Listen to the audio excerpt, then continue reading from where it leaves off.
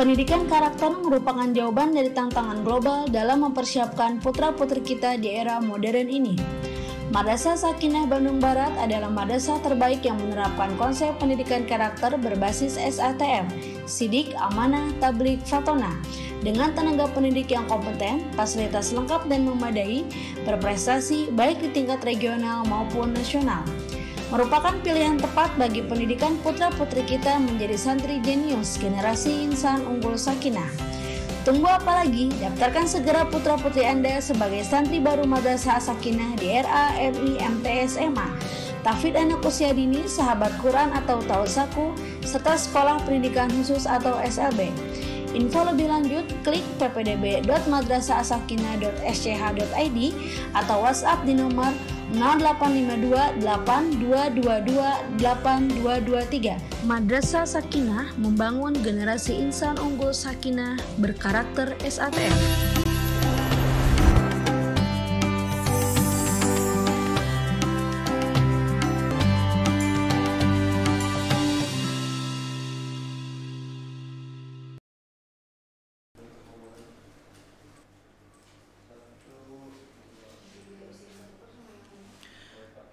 Bismillahirrahmanirrahim. Assalamualaikum warahmatullahi wabarakatuh. Alhamdulillahirabbil alamin.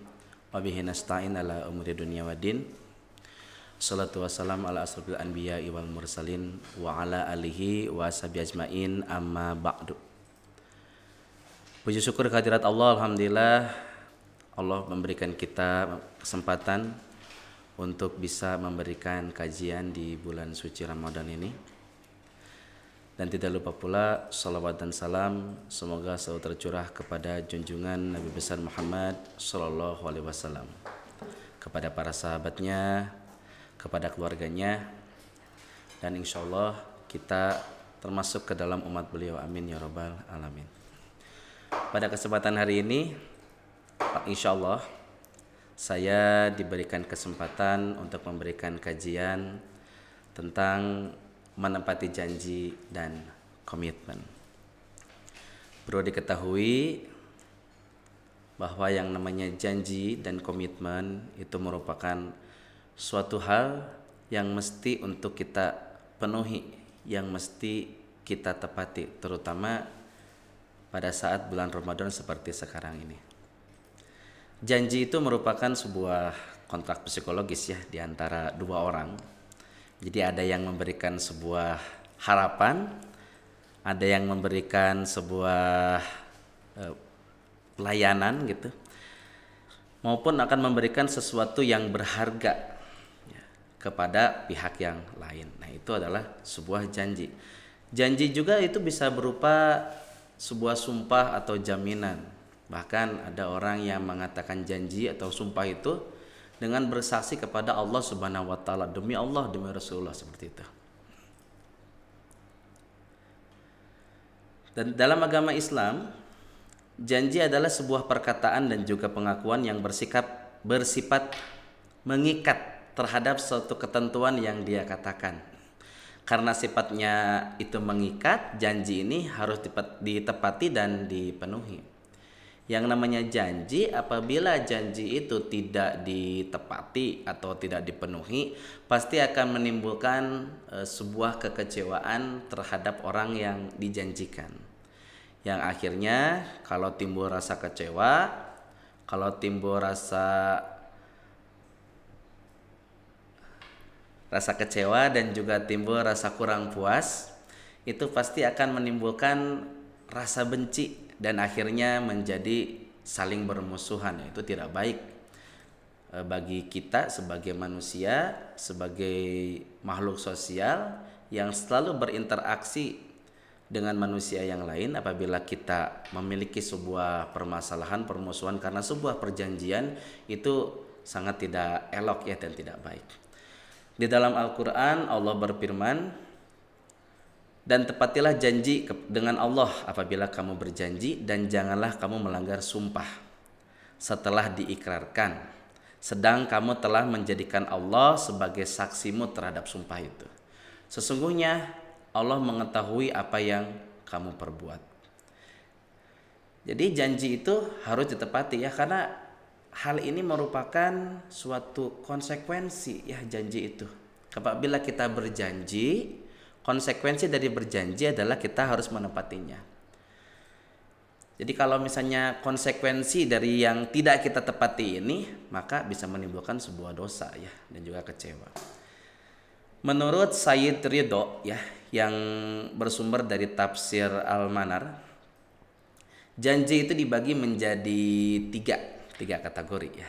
Yang pertama adalah janji kepada Allah Azza wa Jalla, janji yang berupa kesaksian bahwa Allah yang Maha Esa, yang diberikan ketika ditiupkan ruh ke dalam jasad manusia yang masih berada dalam kandungan ibunya. Itu janji kita sebelum kita dilahirkan ke alam dunia oleh orang tua kita, oleh ibu kita. Jadi kita udah berjanji kepada Allah. Allah bertanya kepada kita, siapa aku? Dan kita menjawab, engkau adalah Allah Subhanahu wa ta'ala, dan saya bersaksi bahwa tiada Tuhan selain engkau. Tetapi kebanyakan manusia ketika di dunia lupa akan janji itu ya. Makanya ada dalam suatu hadis dikatakan, sesungguhnya seluruh manusia itu dilahirkan dalam keadaan suci. Orang tuanya lah yang menjadikan ia Yahudi, Nasrani, bahkan Majusi ya, seperti itu. Jadi kita udah janji sebenarnya. Makanya hal ini disebut juga dengan istilah tauhid, disebut juga dengan istilah akidah. Bagaimana kita mengakadkan ya. Akad secara istilah, secara bahasa itu diartikan sebagai ikatan, dan ikatan itu bisa berupa sebuah janji ya. Kita berjanji kepada Allah bahwa tiada Tuhan selain Allah dan Nabi Muhammad adalah utusan Allah. Maka setelah itu ya, kita memiliki konsekuensi untuk menepati janji itu. Kemudian yang kedua adalah berjanji kepada diri sendiri. Jadi ketika seseorang berjanji kepada diri sendiri ya, baik dalam bentuk janjinya dalam hati maupun diwujudkan dengan lisan maupun perbuatan, tertulis dan lain sebagainya, janji itu tetap harus dilaksanakan walaupun itu kepada diri sendiri. Contohnya adalah nazar. Misalnya ada seorang siswa, dia berjanji kepada dirinya sendiri dan bahkan kepada Allah, kalau misalnya saya dapat ranking 1, maka saya akan berpuasa selama 1 pekan. Nah, nazar itu harus ditepati ketika Allah mengabulkan permintaannya. Tapi tetap ya, yang namanya ingin punya ranking 1, ingin berhasil, kita harus tetap berusaha, kita harus tetap ikhtiar dan juga terus tawakal. Karena kan tidak mungkin kita cuma janji saja, kita cuma ngomong saja, berjanji kepada Allah, kepada diri sendiri, tetapi kitanya nggak usaha. Mau ranking 1 tapi nggak belajar, itu sama saja bohong. Yang pasti yang namanya janji kepada diri sendiri ya tetap harus dilakukan dengan ikhtiar, tetap harus diusahakan. Jangan sampai kita berjanji sama diri sendiri dan kita sendiri yang melupakan janji tersebut. Kemudian yang ketiga adalah janji kepada sesama manusia. Nah, ini dilakukan biasanya antara satu pihak dengan pihak yang lain. Janji ini bisa dengan ucapan ya, bisa dengan candaan bahkan. Tapi ada juga yang dilakukan dengan tertulis, secara tertulis. Contoh ya, ada orang yang menawarkan sebuah barang, menawarkan sebuah bangunan, tanah dan lain sebagainya. Itu biasanya akan diberikan sebuah surat perjanjian atau disebut dengan akad. Kemudian janji ya, ketika sudah diucapkan, maka kita harus memiliki komitmen untuk menepati janji tersebut. Menurut Kamus Besar Bahasa Indonesia, komitmen adalah tindakan untuk melakukan sesuatu. Dengan kata lain, komitmen itu merupakan bentuk dari dedikasi dan kewajiban yang mengikat kepada orang lain, kepada hal tertentu atau tindakan tertentu. Nah, itu adalah komitmen. Dan komitmen ini dilakukan secara sukarela atau tanpa adanya unsur paksaan. Contohnya adalah tadi janji tadi. Ketika seseorang sudah berjanji, maka dia harus memiliki komitmen untuk menepati janji tersebut. Dia sudah berjanji akan ini, maka harus dilaksanakan. Tidak boleh seseorang yang sudah berjanji dan memiliki komitmen itu melanggar janji dan komitmen tersebut. Karena yang namanya komitmen itu adalah sebuah sesuatu ya yang dilakukan karena atas dasar kesadaran. Selain itu sebagian orang itu banyak sekali yang berkomitmen karena merasa takut akan kehilangan sesuatu. Contoh, seorang laki-laki, mohon maaf ya, dan perempuan berkomitmen melakukan pernikahan tanpa adanya komitmen di dalam dirinya masing-masing, maka pernikahan itu tidak akan terjadi. Pernikahan itu tidak akan berlangsung. Dan tanpa kita sadari ya saudara-saudaraku semua, yang namanya bulan Ramadan, bulan Ramadan itu adalah bulan yang penuh dengan rahmat dari Allah Subhanahu wa taala. Ramadan, bulan suci umat Islam, ini harus kita jadikan sebagai waktu untuk kita berladang amal. Karena ini tidak datang tiap hari ya, tidak datang tiap bulan. Tapi datangnya hanya setahun sekali selama 30 hari dan belum tentu kita ditakdirkan oleh Allah untuk bertemu lagi dengan bulan Ramadan di tahun berikutnya. Karena siapa tahu ya, beres Ramadan tiba-tiba kita dipanggil sama Allah. Nah, jadi dalam pelaksanaan Ramadan kita juga perlu yang namanya komitmen. Komitmen untuk apa? Komitmen untuk menyelesaikan ibadah Ramadan ini. Ibadah Ramadan merupakan ibadah yang wajib. Seperti halnya yang sudah Allah firmankan dalam Al-Quran. A'udzubillahi minasyaitonirrajim. Bismillahirrahmanirrahim. Ya ayyuhallazina amanu kutiba alaikumusiyam kama kutiba alal ladzina min qablikum la'allakum tattaqun. Yang artinya, hai orang-orang yang beriman, kutiba alaikumusiyam, diwajibkan atas kamu, diwajibkan atas kalian untuk siam, berpuasa. Kama kutiba, sebagaimana telah aku wajibkan, alal ladzina min qablikum, kepada orang-orang sebelum kalian, la'allakum tattaqun, supaya kita menjadi orang-orang yang bertakwa. Dalam melaksanakan ibadah saum ini ya perlu adanya komitmen dan janji kepada diri sendiri untuk bisa menyelesaikan puasa Ramadan. Ketika kita masih anak-anak atau bahkan mungkin kita udah punya anak, yang sudah punya anak, biasanya kita berjanji kepada anak kita, nah kalau kamu puasanya beres nanti akan dikasih hadiah. Nah seperti itu. Itu kan ada sebuah janji di sana. Lalu anak tersebut itu akan memiliki komitmen. Oh ya udah kalau gitu aku akan puasa demi hadiah ya. Namanya juga anak-anak.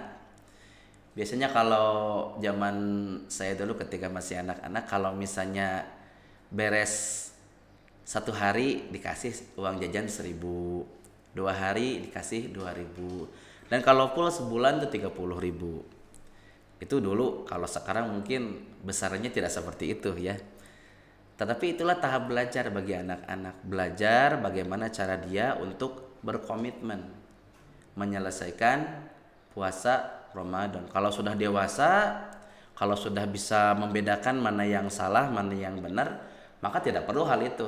Tidak perlu dijanjikan nanti kalau sudah beres puasa akan diberikan hadiah. Tidak perlu ya. Karena ketika kita sudah dewasa, maka itu menjadi kutiba, menjadi kewajiban. Menjadi suatu kewajiban yang mesti kita untuk menyelesaikannya. Jadi tidak seyogianya ya bagi setiap muslim ini melewati kesempatan ini. Karena ini merupakan waktu untuk menambah aset kebaikan yang ada pada diri kita. Syahrul Ramadan alladzi unzila fihil Quran. Jadi syahrul Ramadan itu juga selain sebagai bulan puasa, di dalamnya juga memiliki salah satu mukjizat. Mohon maaf, di dalamnya memiliki sebuah kejadian besar bagi umat Islam, yaitu diturunkannya Al-Quran sebagai pedoman manusia, pedoman kita umat Islam. Dan Al-Quran ini diturunkan oleh Allah semata-mata untuk menjadikan kita lebih berkomitmen dalam melaksanakan apa yang sudah diperintahkan oleh Allah Subhanahu wa taala, menjauhi apa yang sudah dilarang oleh Allah Subhanahu wa taala melalui Al-Quran yang disampaikan oleh nabinya yang mulia, yaitu Nabi Muhammad sallallahu alaihi wasallam. Semoga apa yang disampaikan pada kesempatan hari ini bisa bermanfaat bagi kita semua. Mohon maaf atas salah dan hilafnya. Kekurangan ada pada diri saya pribadi, dan pasti kebenaran itu hanyalah milik Allah Subhanahu wa taala. Manusia adalah tempatnya salah, manusia adalah tempatnya lupa. Jadi sangat wajar sekali apabila dalam penyampaian pada kesempatan hari ini ada hal-hal yang mungkin kurang berkenan bagi para pemirsa sekalian. Mungkin cukup saja. Wabillahi taufiq wal hidayah. Wassalamualaikum warahmatullahi wabarakatuh.